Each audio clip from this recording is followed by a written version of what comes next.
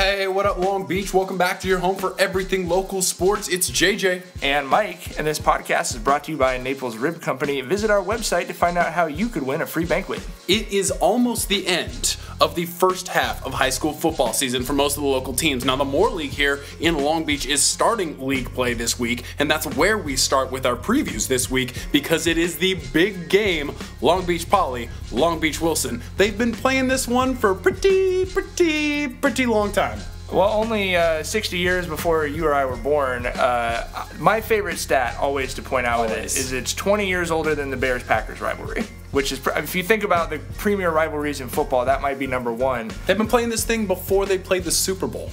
Yeah, by 40 years, yeah, for sure. It's an unbelievably big game. That is what it was always known as in the 30s, 40s, 50s as the game was becoming prominent, was the big game, capital T, capital B, capital G. And it kind of has that feeling this year. I think really for the first time, certainly since 91, 94 in that area. But, to me, really, I can't remember a time since I've been alive that I've heard so many people talking about Poly and Wilson and whether this is the year that Wilson gets back over them. But you mentioned the history.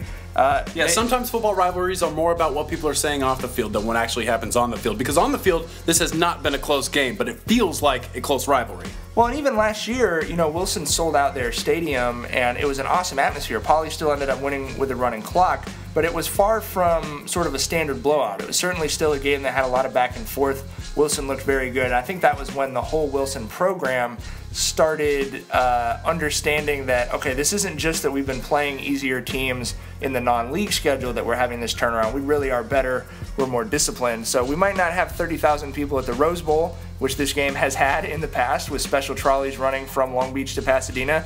But I do think we're going to see a lot of people at Vets and obviously a high-stakes game between clearly the two best programs in the Moore League right now. Speaking of that off-the-field stuff, last year Wilson did take that Moore League title because of the Poly forfeits for the first time since 1991. For lack of a better term, Wilson wore that, and they accepted it, and some people from Poly took exception to that fact. So I think that, in a way, both teams can win this game off the field. So Poly is obviously coming off what they would call a disappointing non-league schedule. They are right now 1-2. You're looking at a Wilson team that is 3-1, but feels disappointed after losing last week. So let's say that halftime score is close like it was last year, close being relative. People from other games are still going to look at that and go, wait, what's the score? And right. Wilson can feel good about themselves coming out of it. Poly does what they've done to Wilson for the last 10 plus years, and they feel good because they're like, well, now we're back in the Moore League. We know what we're doing. We're back on the right track. I feel like both teams can come out of this feeling good, even though only one is going to be able to win it. I think it'll be interesting. I think if I'm Mark Ziegenhagen, if I'm Wilson, I may have moved beyond what you were just talking about. That may have been last year's game. This wasn't as bad as people might have thought. I would agree if they had not gone to Huntington Beach without their starting quarterback and struggled on both sides of the ball the way that they did last week. Last week was definitely a wake-up call for Wilson. For sure, and I think you could certainly say a similar thing about Poly. I mean, they thought they were going to come out and be 3-0 or 2-1 at this point, so to be 1-2 certainly disappointing for them. And there were parts of that Mission Viejo game where they really struggled, to prove that they're still among the better teams in Southern California. So I think this is, as you said, it's also what you mentioned with last year's stuff. I don't think anyone at Poly felt that Wilson wasn't rightfully crowned the Moore League champions, but I think we certainly saw a lot of celebration of that fact, even after it came via forfeit. And we've seen plenty of chirping back and forth about that. I would expect it to be a pretty charged game on Friday. And for us, this isn't quite the Poly-Lakewood rivalry of the late 2000s when both those teams were two of the top 5 teams in Southern California, but it is nice to see a Moore League game with some juice, because I feel like we haven't had that for a few years where people are asking you about it the week of. What do you think is going to happen? What are you hearing from this team? And I just like that because that's how it should be in Long Beach. You should always have a game or two like that where the local teams have got some pop to them and there's a storyline that people are excited about. Speaking of juice, anytime St. John Bosco takes the field recently, there has been some juice. They take on St. Mary's at Whittier College this week. St. Mary's from Stockton. The Rams are undefeated at 4-0. Now, obviously, they're not taking on the Southern California talent that Bosco and these other Southern Section teams play, but they are averaging almost 500 yards of total offense, and they have got a comparable quarterback in Jake Dunaway, who is completing over 72% of his passes this year and has 13 touchdowns. So that secondary for Bosco You know, they obviously got beat up by Tate Martell and Bishop Gorman. Who hasn't? But you look at that secondary, and against a guy who could be playing at the next level, he's got some Ivy League interest, does Dunaway. Guys playing at the next level, that secondary can get some confidence back if they can shut down this Rams offense headed into what everyone knows is a ridiculously tough Trinity League schedule starting next week with Servite. Right, obviously always the opposite story for Bosco when we talk about league play than it is for Poly or the other more league schools. The hard part of their schedule is really here because going Servite, J. Sarah, Mater Dei, these teams back to back to back is tougher probably even than who they've played in the non-league, excepting Bishop Gorman. But this game, to me, I would say St. Mary's, just from what I've seen of them, looks almost like a better version of Bishop Amat from last year that Bosco dismantled. Good skill players, probably not really the depth or the line to compete with Bosco for a full 48-minute game, but there are guys who are playmakers coming into the game. I think those skill players probably Bosco's a little worried about. As you said, it could be a confidence boost for those cornerbacks and the rest of that secondary, but at the same time, I think you look at it, and given the history of the teams and really how good Bosco's looked, and even in the game against Bishop Gorman, I mean, there's 2 drives where they looked kind of defeated, but other than that, they look like they're right there with the #1 team in the country. So, you know, I think sort of similar to the Amat game, unless you're a pretty big homer for that team, you'd certainly come into this expecting Bosco to win fairly comfortably. Can we talk about the Gar Gladiators? Somebody break up the Gladiators. Their best start in years. They are 4-0 right now, thanks in large part to their running back, Latrell Stearns. You can read a feature article on him available right now in the Press Telegram and at presstelegram.com. Like I said, best start in years. And they're taking on Fullerton at home this weekend, trying to stay undefeated, going up against another pretty good running back in senior Arturo Bravo over there at Fullerton. He's averaging over 8.5 yards a carry this year. Is that good? That's pretty good. And despite this record, Gar still hasn't cracked the top 10 in the CIF Southern Section poll for Division 10, which is shocking because if you look at the teams that they've beaten, I mean, obviously it's not, you know, the teams that St. John Bosco were playing, but it's also not the lower levels. And I think Gar, with a bit of a chip on their shoulder, no one's paying attention to us, that style with a hard runner like Latrell Stearns and a big hitting defense like they have, that is the recipe for a dark horse run through the San Gabriel Valley League. Oh, I love this Gar team. I mean, if you look at what they've done so far, absolutely. I mean, frankly, any team that's 4-0 in a division like Division 10, I was really, that was the biggest surprise easily of the week to me to not see them in any of the rankings, especially given that you got 2-2 and 3-1 teams are 6 of the 10 teams that are ranked right now. So, yeah, I think Gar probably deserves a little more credit than they're getting, and I would expect him to come out and look pretty good. And how great would that be for them to go into league undefeated?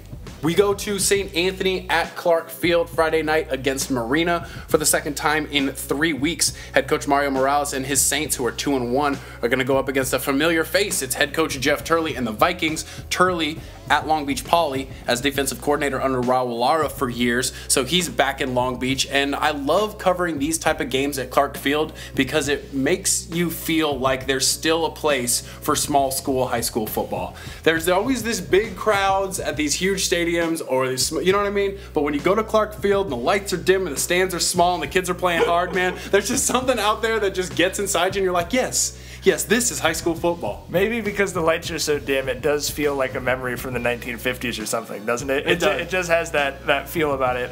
Yeah, I felt the exact same way. These are two teams, you can't give enough credit to Turley. Obviously, he was so good at Poly, but anytime a coach has success at Poly, as we've discussed 100 times before, you feel like they never really get the credit that they do deserve because everyone goes, well, you had these athletes and blah, blah, blah. So obviously being around the team, we can see, you still know who can coach and who can't coach, and Jeff Turley certainly could. But, you know, he got passed over for a job at his alma mater, Millikin, which we thought was a big mistake, obviously proved to be a big mistake. Struggled a little bit at Marina when he first got there. They certainly didn't have the athletes, but now for them to come out and start 3-0 and now come into this game at 3-1, that's cool. I know there's a lot of people who root for Jeff because he is a Long Beach local, not just coaching at Poly, but having played at Millikin and in college. So it's just, you're just excited to see success for a guy like that. And going up against the St. Anthony team that is hot, like Dylon right now. So I'm excited. I feel like, at least from what I've seen of the two teams, that feels almost like a coin flip to me. I'm pretty excited for that. Let's go back to the Moore League for a second. Like I said, league play for them starting this week, unlike most of the teams in the local area, and it's the Battle of the Blueprint as the second game on the marquee under Long Beach Poly and Wilson, obviously. Yeah, so the Hamilton Trophy as well. Mike Christensen over at Lakewood picked up his first win last week, and now they're going up against winless. It's actually like his 97th win or something. But his first win of the 2016 season, sure. A winless Rams team, this Lakewood team that just got a taste for victory. So the Rams may be a little bit more hungry, but I think with a guy like Cummings in the backfield for Lakewood, they've got the edge in this one. I think if you look at the beef, which you talk about all the other stuff in high school football, but at the end of the day, line play wins the game 3/4 of the time. And having gotten a good look at both of those teams, you'd certainly feel better about who Lakewood has, especially with the defensive line they have. Kind of hard to see how Milliken, with the teams that they have struggled to stop up front, kind of hard to see how they'd be able to reverse that trend against Lakewood. If I'm Lakewood, I'm looking at that Downey film from last week. The Vikings kind of rolled over the Rams, and I might be taking a few plays from that playbook. Oh, for sure. I think they're going to see a lot of blitzes, a lot of complicated defense. Christensen's a defensive guy. He's a linebackers coach. I would expect to see a very involved Lakewood defense on Friday night. Speaking of involved defenses and active defenses, I think we're going to see that at Compton Jordan. Two teams who are, having different seasons. Compton getting wins on the field for the first time in a long time behind a guy like Christian Swint, while Jordan is just mightily struggling with injuries, down to third, fourth, fifth options at quarterback. So I think on both sides of the ball, both of those defenses, in kind of an old school Moore League way, are going to try to grab hold of that game and hold on. This is a game where you almost kind of wonder who this game means more to, because they both need a win so bad. For Compton, it's one thing to beat up on the teams that they've been able to get on top of, but it's another thing to start getting a win in league. They've been the recipient of a lot of forfeit wins in the league the last 4 years, but have not won a game in, I believe, 5 seasons in the Moore League. So this is really big for them, especially for a guy like Swint, who is building quite a reputation, especially for a kid who stayed local playing at Compton High. You love to see that, and you love to see that he's still getting positive attention and doing big things there. So he wants this real bad. On the other side for Jordan, anytime a team is that ravaged by injuries, you know how important that first win after all that stuff has happened is, and so the Panthers are hungry for it too. I think that could be a real dogfight. I guess it's more like a cat fight with the Panthers, but that should be a fun one for sure. Suburban League play also getting underway this week with defending champion La Mirada hosting Cerritos, Bellflower, and Artesia going at it. All of the previews for all of the local high school football games can be found on our website, presstelegram.com. The Moore League previews also found at gazettesports.com. All of those highlight videos, the Twitter updates, the score updates, and everything else you are going to find at those websites as well on Friday night and Saturday morning. Make sure you hang with us all weekend and for the rest of this high school football season, because you're going to find all of your coverage right here. We'd like to thank all of our sponsors, including Papalucci, is a great place to eat down on 2nd Street, as well as Naples Rib Company. If you've been watching the videos the last couple weeks, you've seen we've changed things up with Naples Rib Company. We're now saying if you want a chance at a free banquet, go visit the website.